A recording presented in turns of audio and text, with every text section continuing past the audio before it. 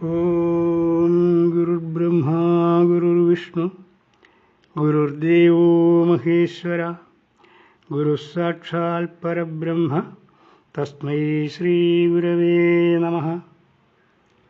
പ്രിയ ശ്രോതാക്കളെ, പഠിതാക്കളെ, ഇത് ദർശനമാലയിലെ 4-ാം അധ്യായമായ മായാദർശനത്തിലെ 3-ാമത്തെ ശ്ലോകമാണ്. ഇന്ന് 3-ാമത്തെ ശ്ലോകത്തിൻ്റെ അർത്ഥമാണ് പറയാൻ പോകുന്നത്.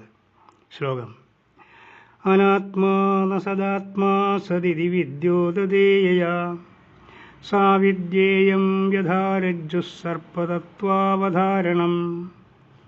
ഒന്നുകൂടി: അനാത്മാ ന സദാത്മാ സത് ഇതി വിദ്യോതദേയയാ സാ വിദ്യേയം യഥാ രജ്ജു സർപ്പതത്വാവധാരണം. അന്വയം: അനാത്മാ ന സത്ത്, ആത്മാ സത്ത്, യയാ മായയാ ഇതി വിദ്യോതതേ സാ വിദ്യ ഇയം യഥാ രജ്ജു സർപ്പതത്വാവധാരണം. അർത്ഥം: കയറിനെ സർപ്പാകൃതിയിൽ കണ്ടതിൽ അത് സർപ്പമല്ല, കയറാണ് എന്ന് ശരിയായ അറിവ് ഉണ്ടാകുന്നത് പോലെ ആത്മാവാണ് സത്യം, ആത്മാവാണ് യഥാർത്ഥത്തിൽ ഉള്ളത്, മറ്റുള്ളതൊന്നും സത്യമല്ല എന്ന അറിവ് യാതൊരു മായയിൽ നിന്ന് ഉണ്ടാകുന്നുവോ അതിനെ വിദ്യ എന്ന് പറയുന്നു. വിദ്യയും അവിദ്യയും രണ്ടും അറിവാണ്. ഒന്ന് യഥാർത്ഥ വസ്തുവിനെ പറ്റിയുള്ള അറിവും മറ്റൊന്ന് ഇല്ലാത്തത് ഉണ്ടെന്നുള്ള തെറ്റായ അറിവും. ഇവിടെ യഥാർത്ഥ വസ്തുജ്ഞാനം ആയ വിദ്യയെപ്പറ്റിയാണ് ഇന്ന് ഈ ശ്ലോകത്തിൽ പറയുന്നത്. ഒരറിവും ഇല്ലാത്തതായി ആരുമില്ല. മനുഷ്യന് മാത്രമല്ല, ഇതര ജീവികൾക്കും അതിൻ്റെ ജീവിതത്തിനും നിലനിൽപ്പിനും ആവശ്യമായ അറിവുണ്ട്. അറിവിൻ്റെ കാര്യത്തിൽ ഇതര ജീവികളും മനുഷ്യനും തമ്മിൽ ഉള്ള വ്യത്യാസം എന്തെന്നാൽ, മനുഷ്യൻ ഒഴിച്ച് മറ്റെല്ലാ ജീവികൾക്കും അവ ജനിക്കുമ്പോൾ തന്നെ അവയ്ക്ക് വേണ്ടതായ അറിവ് ലഭിച്ചിരിക്കും. അവയ്ക്ക് വേണ്ടതായ ഭക്ഷണങ്ങൾ എന്തൊക്കെയാണ് എന്നും അവയുടെ ശത്രുക്കൾ ഏതൊക്കെ ജീവികളാണ് എന്നും മറ്റും ആരും പ്രത്യേകം ധരിപ്പിക്കേണ്ടതില്ല. എന്നാൽ മനുഷ്യ ശിശു ഒരു അറിവും ഇല്ലാത്തവനായിട്ടാണ് ജനിക്കുന്നത്. അതുകൊണ്ട് തന്നെ നന്മതിന്മകൾ തിരിച്ചറിയായിക മൂലം പല അബദ്ധങ്ങളിലും ചെന്ന് ചാടും. മനുഷ്യന് അനുഭവങ്ങളിൽ നിന്നാണ് അറിവുണ്ടാകുന്നത് എന്ന് ചുരുക്കി പറയാം. അനുഭവങ്ങളിലൂടെ അറിവ് നേടുന്ന മനുഷ്യൻ ചിന്താശീലനാകുന്നു. അങ്ങനെ ബുദ്ധി വികസിക്കുകയും ചെയ്യുന്നു. അനുഭവങ്ങൾ ആകുന്നതനുസരിച്ച് അറിവും വ്യത്യസ്തമാകും. ഇത്രയും പറഞ്ഞത് പൊതുവായിട്ടുള്ള കാര്യമാണ്.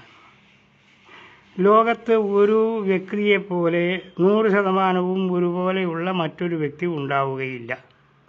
ഇതര ജീവികളുടെ കാര്യത്തിലും അങ്ങനെ തന്നെയാണ്.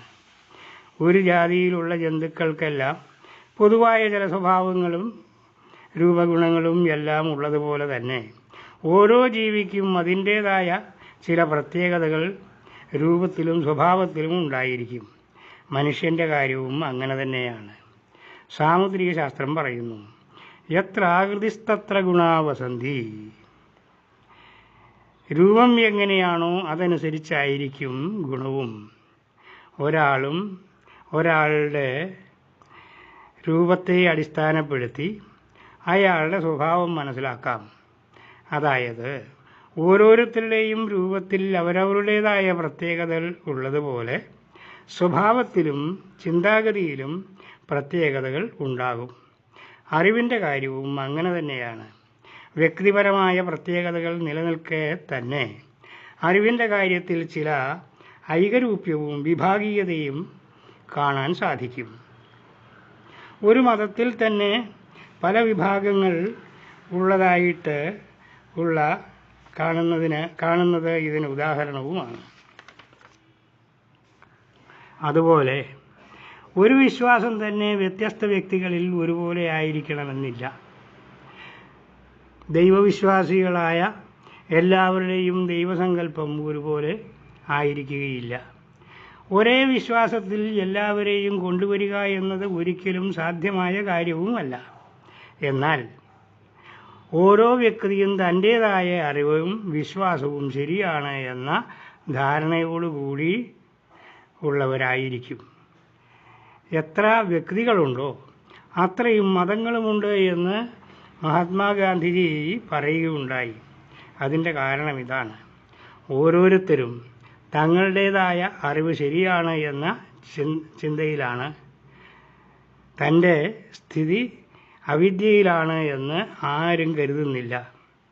എല്ലാവരും തങ്ങൾ അറിയുകയും വിശ്വസിക്കുകയും ചെയ്യുന്ന കാര്യങ്ങൾ ഉള്ളത് തന്നെയാണ് എന്ന് കരുതുന്നതിനാൽ തങ്ങളുടെ നില അവിദ്യയിൽ അല്ല, വിദ്യയിൽ ആണ് എന്ന് കരുതുന്നു. ഭൗതികവാദി ദൈവവിശ്വാസിയെ അന്ധവിശ്വാസിയായി കരുതുമ്പോൾ ദൈവവിശ്വാസി അവിശ്വാസികളെ പാപികളായി കരുതുന്നു. അദ്വൈത വേദാന്തികളുടെ ദൃഷ്ടിയിൽ ദൈവവിശ്വാസികളും അവിദ്യയിലാണ്. മതത്തിൻ്റെ ആധാരശില ആയി കരുതുന്നത് വേദങ്ങളാണല്ലോ. എന്നാൽ തത്വജ്ഞാനികൾ വേദത്തെയും അവിദ്യയായിട്ടാണ് കരുതുന്നത്. വേദവാക്യങ്ങൾ വിശ്വസിക്കുന്നവരെപ്പറ്റി ഗീതയിൽ പറയുന്നത് ഇങ്ങനെയാണ്: കാമാത്മനാ സ്വർഗപര ജന്മകർമ്മ ഫലപ്രദാം ക്രിയാവിശേഷ ബഹുലാം ഭോഗൈശ്വൈരഗതിം പ്രതി ഭോഗൈശ്വൈരപ്രസക്താനാം യയാവഹൃതചേതസ വ്യവസായാത്മികാ ബുദ്ധി സമാധൗ ന വിധീയതേ. അർത്ഥം: വേദോക്തങ്ങളായ കർമ്മങ്ങളിലും ആ കർമ്മങ്ങളുടെ ഫലമായി ലഭിക്കുന്ന സുഖഭോഗങ്ങളിലും ആസക്തിയുള്ളവരും അതിനപ്പുറമായി മഹത്തായ ഒന്നും ഇല്ല എന്ന് കരുതുന്നവരും വിഷയസുഖങ്ങളിൽ കൊതിമൂത്തവരും സ്വർഗം മാത്രം ശ്രേഷ്ഠമായി കരുതുന്നവരും ആത്മതത്വം എന്തെന്ന് അറിയാത്തവരും ആയുള്ളവർ ജന്മങ്ങളെയും കർമ്മബന്ധങ്ങളെയും കർമ്മഫലങ്ങളെയും കൊടുക്കുന്ന ഭോഗൈശ്വര്യപ്രാപ്തിക്കായി ചെയ്യുന്ന പലതരം കർമ്മങ്ങളുടെ മഹത്വത്തെ ഉദ്ഘോഷിക്കുന്ന വാക്കുകളിൽ ആകർഷിക്കപ്പെട്ട് വിവേകം നഷ്ടപ്പെട്ട് വിഷയജന്യമായ സുഖഭോഗങ്ങൾക്കപ്പുറം ഒന്നും കാണാൻ ഇല്ലാത്തവരായി തീരുന്നു. അങ്ങനെയുള്ളവർ ആത്മജ്ഞാനത്തിന് അർഹരായിത്തീരുന്നില്ല. അതായത് വൈദിക കർമ്മങ്ങളൊന്നും മോക്ഷപ്രാപ്തിക്കുള്ള വഴിയല്ല. അവ ഫലേച്ഛയോടുകൂടി ചെയ്യുന്നതാകയാൽ ജന്മകർമ്മ ഫലപ്രദങ്ങളാണ്. ജന്മവും കർമ്മങ്ങളും ഫലാനുഭവങ്ങളും എല്ലാം നടക്കുന്നത് ലോകത്തിലാണ്. അതിനാൽ ലോകത്തെയും ലൗകിക വിഷയങ്ങളെയും ലക്ഷ്യമാക്കിയുള്ള കർമ്മങ്ങളിൽ ഉള്ള വിശ്വാസം അവിദ്യയാണ്. വിദ്യ എന്താണ്, അവിദ്യ എന്താണ് എന്നതിനെപ്പറ്റി വ്യക്തമായ ഒരു അറിവുണ്ടാകുന്നത് ശ്രീനാരായണ ഗുരുദേവനിൽ നിന്നാണ്. അത് ഇവിടെ ഉദ്ധരിക്കപ്പെട്ട ശ്ലോകത്തിലൂടെയുമാണ്. ആത്മാവാണ് സത്യമെന്നുള്ള അറിവ് വിദ്യയും, ആത്മാവിലല്ല, ആത്മാവ് ഇല്ല, ഈ കാണുന്നതൊക്കെയാണ് സത്യം എന്ന് ഉള്ള അറിവ് അവിദ്യയും ആണ് എന്ന് ഗുരു ചുരുങ്ങിയ വാക്കുകളിൽ വ്യക്തമാക്കിയിരിക്കുന്നു. അതോടൊപ്പം കയറിൽ സർപ്പരൂപം കണ്ടത് പോലെ എന്ന ഒരു ഉദാഹരണവും തന്നിട്ടുണ്ട്. ദൃശ്യപ്രപഞ്ചത്തിലുള്ള വിശ്വാസമാണ് അവിദ്യയെന്ന് സംശയലേശമന്യേ വ്യക്തമാക്കിയിരിക്കുന്നു. അറിവിൻ്റെ ഈ രണ്ട് തലങ്ങളെപ്പറ്റി ഈശാവാസ്യോപനിഷത്തിലെ 10ാമത്തെ മന്ത്രത്തിൽ ഇങ്ങനെ പറഞ്ഞിരിക്കുന്നു: അന്യദേവാഹുർവിദ്യയ അന്യദാഹുരവിദ്യയ ഇതി ശുശ്രുമാ ധീരാണാം യേനസ്തദ് വിചക്ഷരേ. ഈ മന്ത്രത്തിന് ഗുരുദേവൻ ചെയ്ത മലയാളത്തിലുള്ള തർജ്ജമ ഇങ്ങനെയാണ്: അവിദ്യ കൊണ്ടുള്ള ധന്യം വിദ്യ കൊണ്ടുള്ള ധന്യമാം എന്നു കേൾക്കുന്നിതോതുന്ന പണ്ഡിതന്മാരിൽ നിന്നു നാം. വിദ്യയുടെ ഫലം അറിവ് നേടി ജ്ഞാനിയാവുക ജീവിതത്തിൻ്റെ ലക്ഷ്യമായ പരമപുരുഷാർത്ഥം അഥവാ മുക്തി നേടുക എന്നുള്ളതാണ്. അവിദ്യയുടെ ഫലം അറിവില്ലാത്ത മൂഢനായി ജീവിക്കുക എന്നുള്ളതുമാണ്. വിദ്യ കൊണ്ട് ജ്ഞാനിയായവൻ താൻ ദേഹാദികളായ ഭൗതിക വസ്തുക്കളല്ല എന്നും താൻ ആത്മാവാണ് എന്നും അറിയുന്നു. അതിനാൽ താൻ ഈ ശരീരത്തിൽ വന്ന് ജീവിക്കുന്നതിന് മുമ്പും ഉള്ളതാണ് എന്നും ശരീരത്തിൻ്റെ മരണശേഷവും താൻ ഉണ്ടായിരിക്കും എന്നും കരുതുന്നു. അതിനാൽ ജനനമരണങ്ങളെപ്പറ്റിയുള്ള ചിന്ത അയാൾക്ക് ഇല്ല. മരണത്തെപ്പറ്റിയുള്ള ഭയവുമില്ല. ജീവിതത്തിൽ ഉണ്ടാകുന്ന പ്രശ്നങ്ങളെ അവധാനതയോടെ അയാൾ കൈകാര്യം ചെയ്യുന്നു. സുഖദുഃഖങ്ങളെ ക്ഷണികവും താൽക്കാലികവും ആണെന്നുള്ള അറിവോടുകൂടി സമചിത്തതയോടെ അഭിമുഖീകരിക്കുന്നു. ജ്ഞാനിയുടെ ദൃഷ്ടിയിൽ ഈ ദൃശ്യപ്രപഞ്ചം സ്വപ്നം പോലെ അർത്ഥഹീനമാണ്. ആകയാൽ അയാൾ അതിൽ മോഹിതനാകുന്നില്ല. ശത്രുമിത്രാദി ഭേദങ്ങളോ ഇഷ്ടാനിഷ്ടങ്ങളോ ആശയോ നിരാശയോ ലാഭനഷ്ടങ്ങളോ മാനാപമാനങ്ങളോ ഒന്നും ജ്ഞാനിയുടെ മനസ്സിനെ ബാധിക്കുകയില്ല. അയാൾ നിശ്ചിന്തനും നിർഭയനും ആയിരിക്കും. സർവ്വജീവജാലങ്ങളെയും തന്നെപ്പോലെ കാണുന്ന ജ്ഞാനിയിൽ നിന്ന് ആർക്കും ഒരു വിധത്തിലുള്ള ഖേദവും ഉണ്ടാവുകയില്ല. സർവരെയും ഒരുപോലെ സ്നേഹിക്കുകയും എല്ലാവർക്കും ഹിതകരമായി അത് മാത്രം പ്രവർത്തിക്കുകയും ചെയ്യുന്ന ജ്ഞാനി മറ്റുള്ളവർക്ക് ആദർശവും വഴികാട്ടിയുമായിരിക്കും.